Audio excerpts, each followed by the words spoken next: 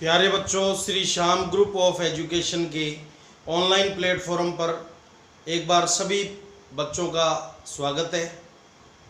और मैं सुनील शर्मा, विज्ञान विषय का अध्यापक। तो अपना जो टॉपिक चल रहा था पाठ 12 विद्युत, जिसमें आंकिक प्रश्न चल रहे थे, कक्षा 10। ओके, आंकिक प्रश्न कर रहे थे अपन। तो समांतर क्रम संयोजन के आधार पर आंकिक प्रश्न मैं आपको करवा रहा हूं। पहला प्रश्न है बच्चों, जब 1 ओम, ए पोर्शन है इसका, ए, जब 1 ओम तथा 10 की पावर 6 ओम तथा 10 की घात 6 ओम,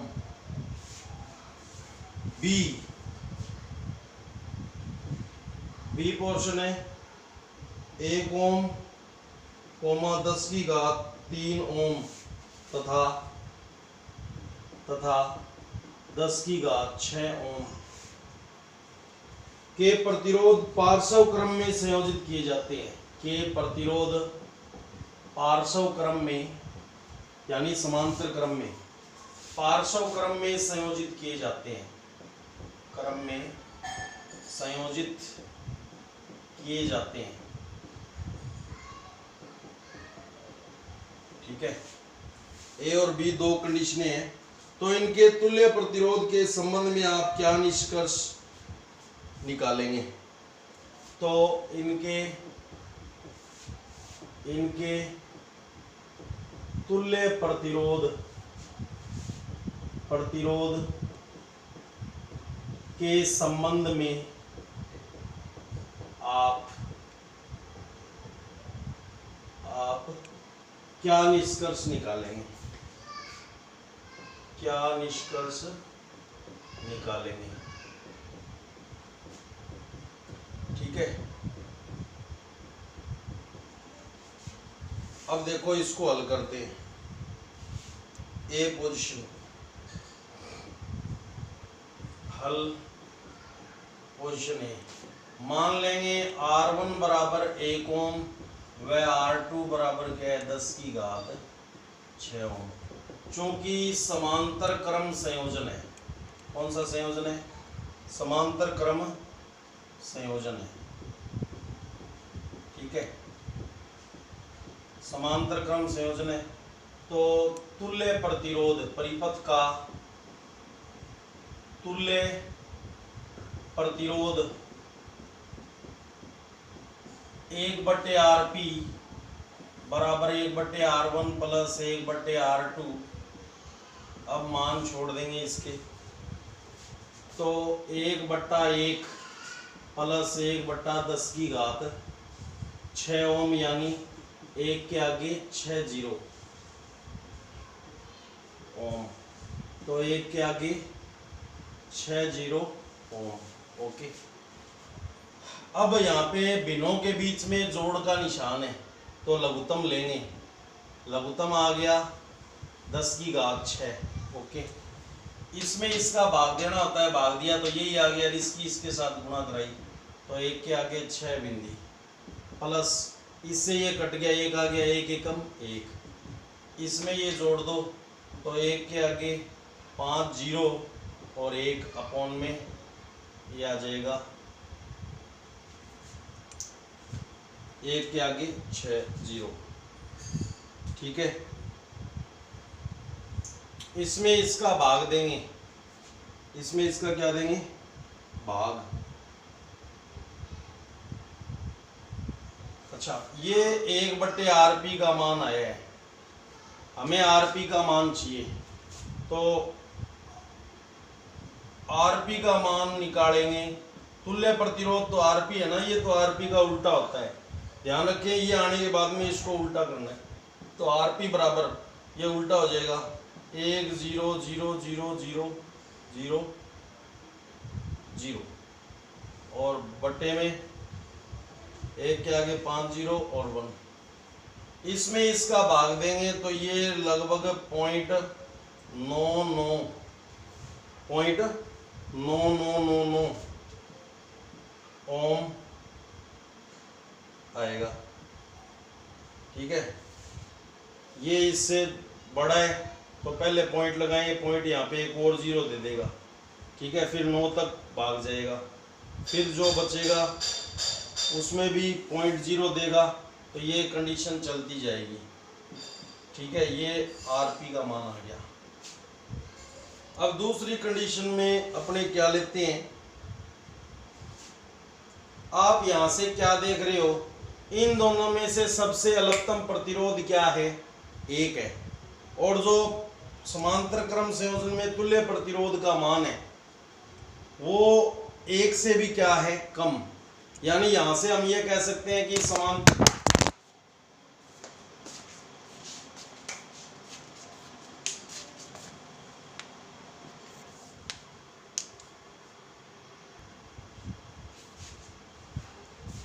मोबाइल नीचे गिर गया था, तो देखो आरपी का मान ये आया, यानी समांतर क्रम संयोजन में तुल्य प्रतिरोध का मान सबसे अलगतम प्रतिरोध से भी क्या आया, कम आया। अब देखो पार्ट बी की बात करते हैं, इसी हिसाब से पार्ट बी में निकाल देंगे।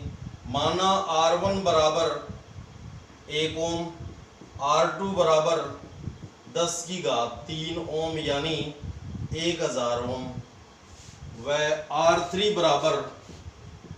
बराबर 10⁻6 ओम यानी 1 के आगे 6 जीरो ओम। ओके, चूंकि इसमें भी कौन सा संयोजन है, समांतर क्रम संयोजन है, समांतर क्रम संयोजन है, समांतर क्रम संयोजन है। ठीक है, तो 1/RP डैश, इसको RP डैश कह देंगे अपने। ठीक है, तो परिपथ का तुल्य प्रतिरोध क्या है यहाँ पे, RP डैश, और RP डैश के उल्टे के इक्वल सूत्र आएगा। तो परिपथ का तुल्य प्रतिरोध, परिपथ का तुल्य प्रतिरोध, तुल्य प्रतिरोध 1/RP डैश, RP डैश कह दिए इसको। ठीक है, बराबर 1/R1 plus 1/R2 plus 1/R3। ठीक है, अब वैल्यू पुट कर देंगे अपने, तो क्या बन जाएगा, 1/1 प्लस 1/1000 प्लस 1/1 के आगे 6 जीरो। ओके, इकाई दहाई सैकड़ा हजार 10,000 लाख 10 लाख 1/10 लाख। अब भिन्न भिन्न भिन्न भिन्नों के बीच में कभी भी जोड़ घटाव का निशान आ जाए तो लघुत्तम लेकर हल करते हैं। तो लघुत्तम कितना आ जाएगा, 10 लाख लघुत्तम आ जाएगा इसका। ठीक है, यानी 1 के आगे 6 जीरो, 1 का इसमें भाग दिया 10 लाख, 10 लाख एकम 10 लाख, ये आ गया 10 लाख, प्लस 1000 का इसमें भाग दिया, 3 जीरो कट गई, 3 जीरो बच गई, 1000 बच गया, 1000 एकम 1000। ठीक है, और प्लस में ये 10 लाख से 10 लाख कट गया, 1 बच गया, 1 एकम 1। अब इनको जोड़ देंगे तो 1 0 0 यानी 1 आ गया, और 2 बार 0 फिक्स हो गए। उसके बाद में ये चौथे नंबर पे 1 आ गया, और पांचवें छठे पे 0 0 आ गए, और फिर 1 आ गया। ठीक है, और बट्टे में क्या है, 10 लाख है, क्या है 10 लाख। ये बच्चों 1/RP डैश का मान आया है, तो हम इसको उल्टा करेंगे, तो RP डैश बट्टा 1 यानी बट्टे में 1 लगाना कोई जरूरी नहीं है, तो इसको भी उल्टा करेंगे, क्योंकि इसको उल्टा किया तो ये भी क्या हो जाएगा, उल्टा हो जाएगा। 10 लाख बट्टे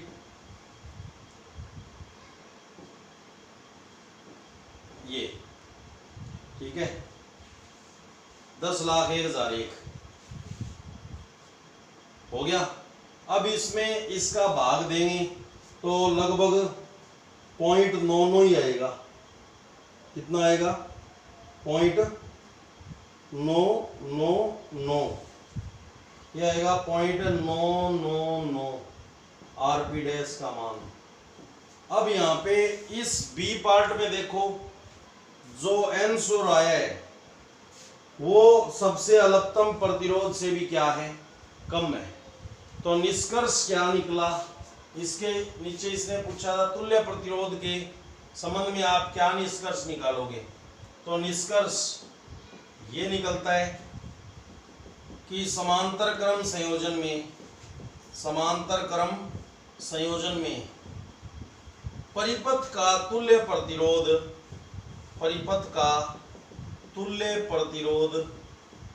सबसे अधिकतम प्रतिरोध से भी क्या आता है, कम आता है। सबसे अधिकतम प्रतिरोध से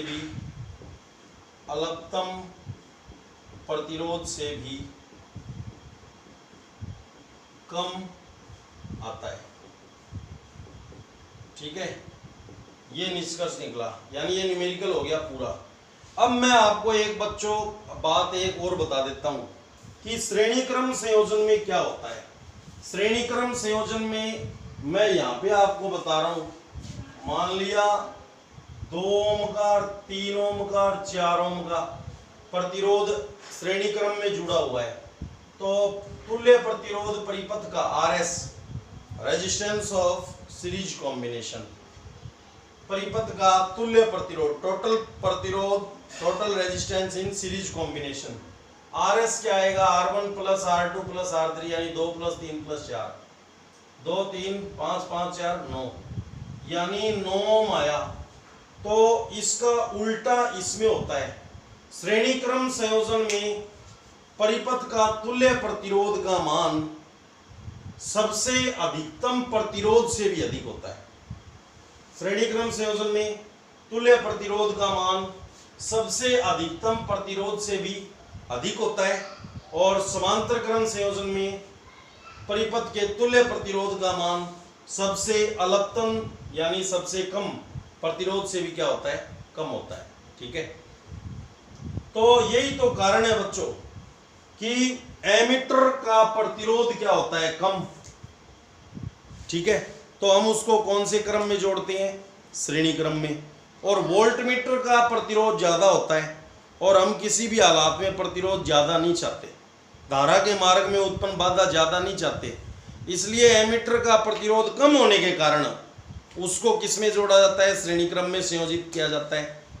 ठीक है, और समांतर क्रम संयोजन का प्रतिरोध अधिक होने के कारण, वोल्टमीटर का प्रतिरोध अधिक होने के कारण उसको समांतर क्रम संयोजन में जोड़ा जाता है। ठीक है, तो ये था आपका न्यूमेरिकल। उसके बाद हम बात करते हैं बच्चों क्वेश्चन नंबर 3। ये आपके अच्छे से समझ में आ गया होगा, ये इस फॉर्मूले के अकॉर्डिंग चलेगा। तो समांतर क्रम संयोजन में तुल्य प्रतिरोध का मान सबसे अधिकतम प्रतिरोध से कम आता है, और समान श्रेणी क्रम संयोजन में परिपथ के तुल्य प्रतिरोध का मान सबसे अधिकतम प्रतिरोध से भी अधिक आता है।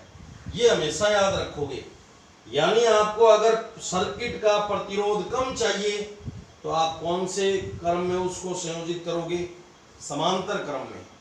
और यदि आपको सर्किट का प्रतिरोध ज्यादा चाहिए तो आप उसको कौन से क्रम में संयोजित करोगे, श्रेणी क्रम में। ठीक है, आगे नेक्स्ट न्यूमेरिकल है 100 ओम का विद्युत लैंप। क्वेश्चन नंबर 2, 100 ओम का विद्युत लैंप। ठीक है, जो टेबल लैंप होता है वो जिसपे स्टडी की जाती है। 50 ओम का एक विद्युत टोस्टर, ब्रेड सेकने वाला। 50 ओम का एक विद्युत टोस्टर, ब्रेड सेकने वाला। ठीक है, विद्युत टोस्टर, और क्या बोला, 500 ओम का आरओ यानी जल फिल्टर।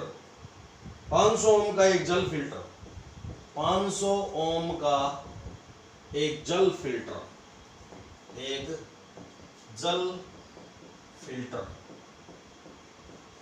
ठीक, आरओ। 200 वोल्ट की विद्युत स्रोत से पार्श्व क्रम में संयोजित है। विभवांतर का मान दे दिया 200 वोल्ट की विद्युत स्रोत से, यानी जिससे लाइट प्राप्त हो रही है, इलेक्ट्रिक करंट आ रहा है, विद्युत स्रोत से कौन से क्रम में संयोजित है? पार्श्व क्रम में संयोजित है। पार्श्व क्रम में संयोजित है यानी जुड़ा हुआ है, संयोजित है। ठीक है। उस विद्युत स्त्री का प्रतिरोध क्या होगा? उस यानी प्रेष जिसको बोलते हैं, उस विद्युत स्त्री का प्रतिरोध क्या होगा? क्या होगा यानी उसका प्रतिरोध ज्ञात करना है, जिसे यदि समान स्रोत के साथ संयोजित कर दें, यानी 200 वोल्ट विभवांतर, जिसे यदि समान स्रोत के साथ, समान स्रोत से संयोजित कर दें, संयोजित कर दें,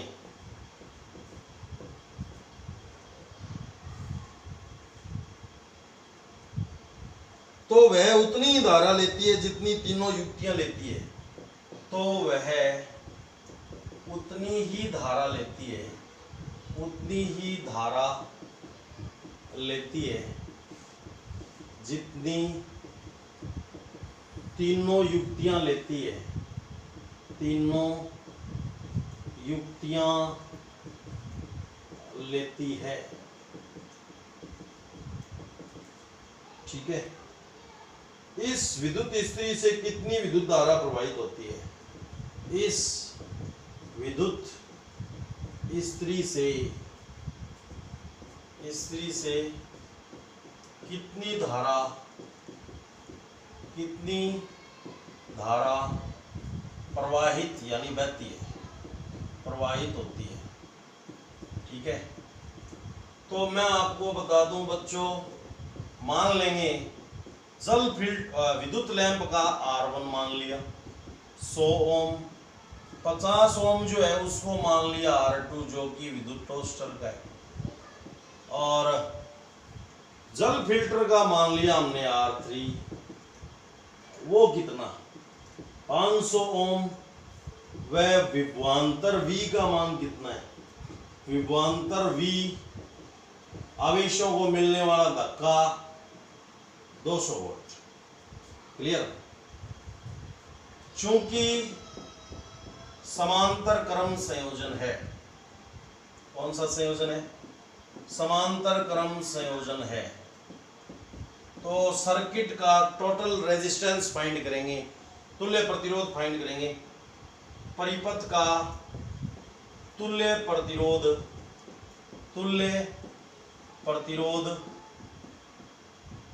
1/RP बराबर 1/R1 plus 1/R2 plus 1/R3। ये हो जाएगा 1/100 प्लस 1/50 प्लस 1/500। ये हो जाएगा 500, इनका लघुत्तम आ गया, 500 आ गया लघुत्तम। बिनों के बीच में जोड़ का निशान है, लघुत्तम विधि से हल करेंगे। 100 का 500 में आ दिया 5, 5 एकम 5 प्लस 50 का इसमें आ दिया 10, 10 एकम 10 प्लस 500 इसमें आ दिया 1, 1 एकम 1। ऊपर जुड़ के आ गया 16, नीचे आ गया 500। बट बच्चों ये तो 1/RP का मान है, हमें चाहिए RP का मान। तो RP बराबर क्या हो जाएगा? इधर से मारूंगा पलटा तो इधर से भी लग जाएगा पलटा। ये मैथमेटिक्स के अंदर क्रॉस मल्टीप्लिकेशन वज्र गुणा से ही स्टेप आता है। 500 बटे 16, 16 ये 48, बच गए 2, ऊपर से उतार लिया 0, 20 हो गए। 16 दूनी 32, 16 दूनी 32।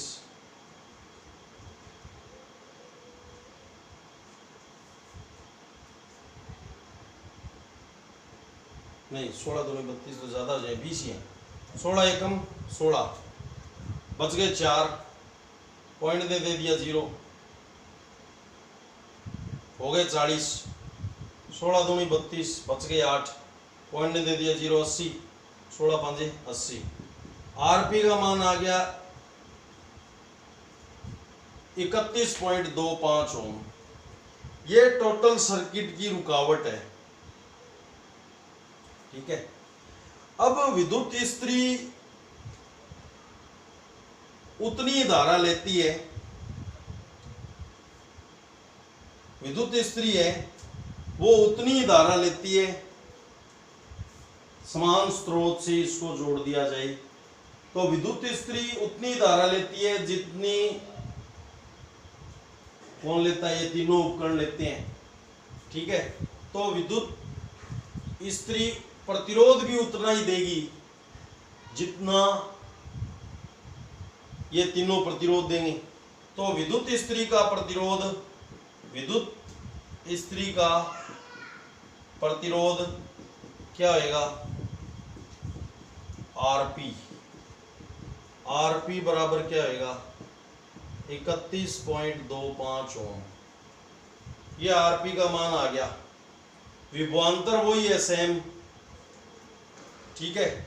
यानी ये तीनों तो कौन से क्रम में है, समांतर क्रम में, और इनके साथ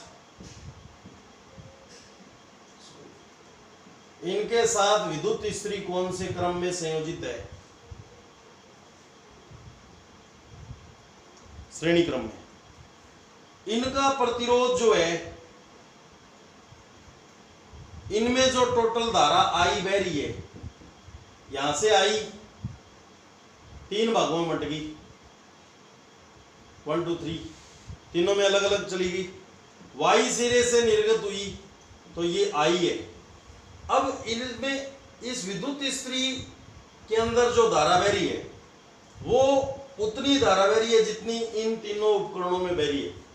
यानी ये तीनों तो आपस में कौन से क्रम में जुड़े हुए हैं, समांतर क्रम में, और इनके साथ ये विद्युत इस्त्री कौन से क्रम में जुड़ी हुई है, श्रेणी क्रम में। यानी इन तीनों का जो, अगर धारा सेम है दोनों के अंदर, तो दोनों मतलब ये तीनों और ये विद्युत इस्त्री ये धारा के मार्ग में उत्पन्न बाधा भी सेम प्रकट करेंगे। यानी इन तीनों का जो टोटल प्रतिरोध है वही प्रतिरोध इस विद्युत इस्त्री का होगा। यानी विद्युत इस्त्री का जो प्रतिरोध है वो किसके प्रतिरोध के इक्वल होएगा, क्योंकि तीनों उपकरणों में जो धारा है वो और विद्युत इस्त्री में बहने वाली धारा वो क्या है, सेम है। तो विद्युत इस्त्री का प्रतिरोध क्या होएगा, यही होएगा, ठीक है। क्योंकि विद्युत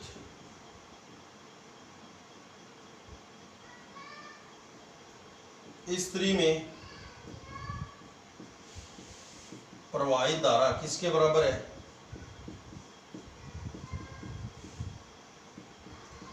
तीनों उपकरणों में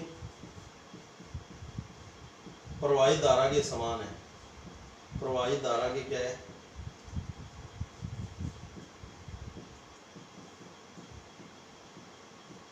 समान है, ठीक है। अगर इनमें धारा का मान समान है तीनों उपकरणों में और विद्युत इस्त्री में, तो इनका प्रतिरोध भी क्या होगा, समान होगा। अब बात आ जाती है बच्चों कि विद्युत इस्त्री में धारा कितनी बहेगी। विद्युत इस्त्री में प्रवाहित धारा आई, तो मैं आपको बता दूं विद्युत इस्त्री में प्रवाहित धारा I इज इक्वल V बटे R P। P बटे R फॉर्मूला होता है, यहाँ पे R की जगह क्या है, RP है। V का मान कितना है, 200 वोल्ट। V अपॉन IR होता है, तो I बराबर क्या हो जाएगा, V अपॉन R, R की जगह यहाँ पे RP है। आरपी का मान कितना निकाला है, ये भिन्न वाला मान छोड़ लो आप, 500/16। हर के अंदर भिन्न है, अंश में भिन्न नहीं है, इसके नीचे क्या मान लो 1, 200/1 इंटू 16 ऊपर 500 नीचे, 2 बिंदी से 2 बिंदी कट गई, 16 दूनी 32/5, 5 6 30 पॉइंट, 2 2 बच गया, पॉइंट ने दिया 0, 20 हो गए, 5 हो गए 20, 6.4 एम्पियर। तो विद्युत स्त्री में यहाँ पे वापस लिख दें, विद्युत स्त्री में प्रवाहित धारा I बराबर क्या हो जाएगा, 6.4 एम्पियर। यानी ये तीनों आपस में तो समांतर क्रम में संयोजित हैं, और इन तीनों की धारा, विद्युत स्त्री में धारा बराबर कब हो सकती है, जब विद्युत स्त्री इन तीनों उपकरणों के साथ श्रेणी क्रम में क्या हुए, संयोजित।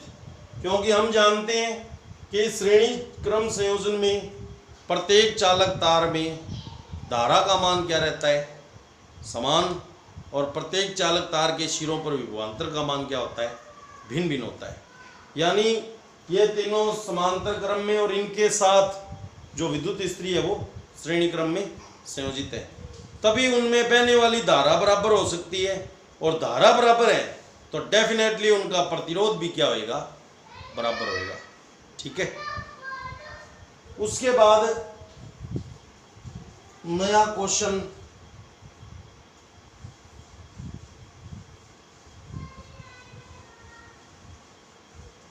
Question number 3।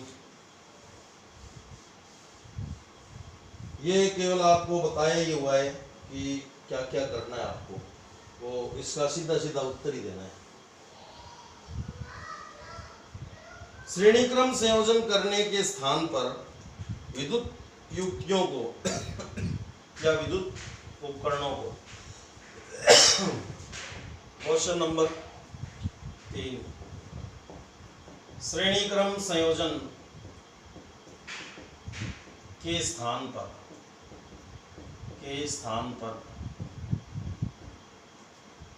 विद्युत उपकरणों को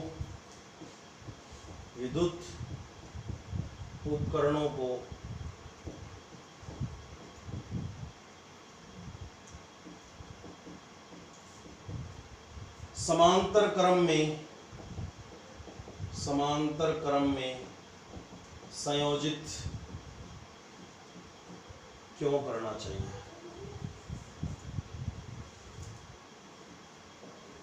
किया जाता है। उत्तर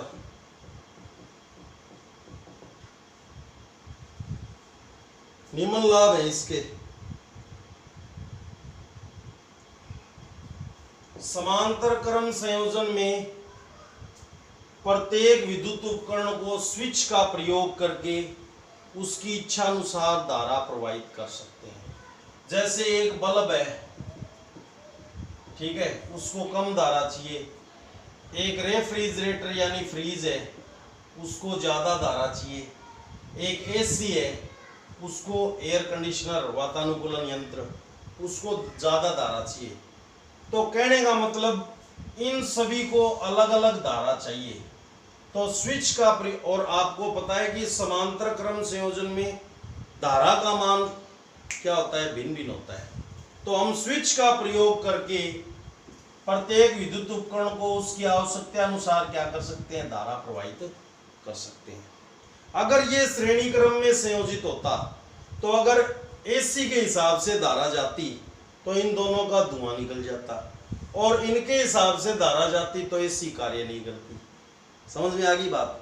तो कहने का मतलब श्रेणी क्रम संयोजन में प्रत्येक उपकरण को सेम धारा जाएगी, सेम मान की। तो अगर ज्यादा धारा जिसको चाहिए उसके हिसाब से धारा भेज देते तो छोटे वाले उपकरण जल जाते, और अगर छोटे वाले उपकरणों के हिसाब से धारा भेज देते तो बड़े वाला उपकरण कार्य नहीं कर पाता। तो समांतर क्रम संयोजन में संयोजित घरों में सभी उपकरण कौन से क्रम में संयोजित होते हैं, समांतर क्रम संयोजन में। यही कारण है कि घरों में प्रत्येक विद्युत उपकरण को स्विच का प्रयोग करके उसकी इच्छा अनुसार क्या मिल जाती है, धारा मिल जाती है। तो ये 1 नंबर में क्वेश्चन आ सकता है, घरों में सभी विद्युत उपकरण कौन से क्रम में संयोजित होते हैं, समांतर क्रम में। ठीक है। दूसरा इसका प्रॉफिट है कि अगर किसी परिपथ का कोई अवयव काम करना बंद कर दे, जैसे एक कमरे के अंदर ये तीनों चीज लगी होती है, बल्ब भी लगा होता है, उसी कमरे में मान लो फ्रिज लगा हुआ है और उसी कमरे में मान लो एसी लगी हुई है, इनमें से कोई भी विद्युत उपकरण परिपथ का कोई अवयव काम करना बंद कर दे तो अन्य विद्युत उपकरणों पर कोई प्रभाव नहीं पड़ता। समझ में आई बात।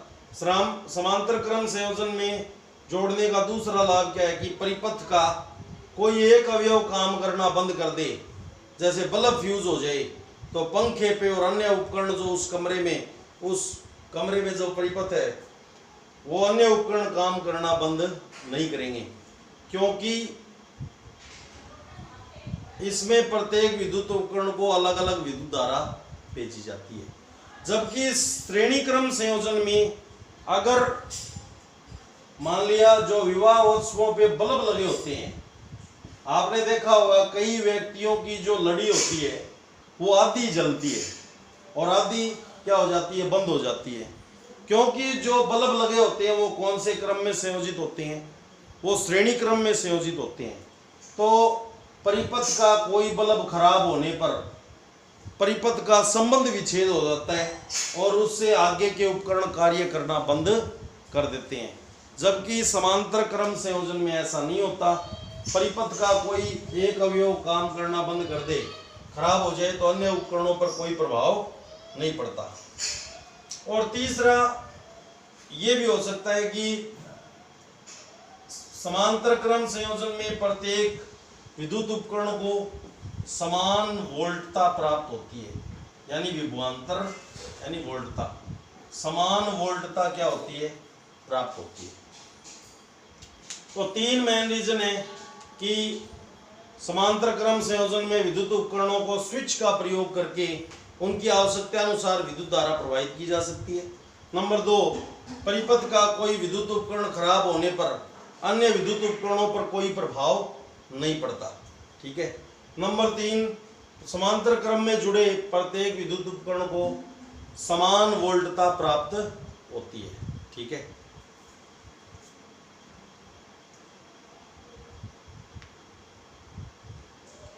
उसके बाद में आ गया बच्चों क्वेश्चन नंबर 4।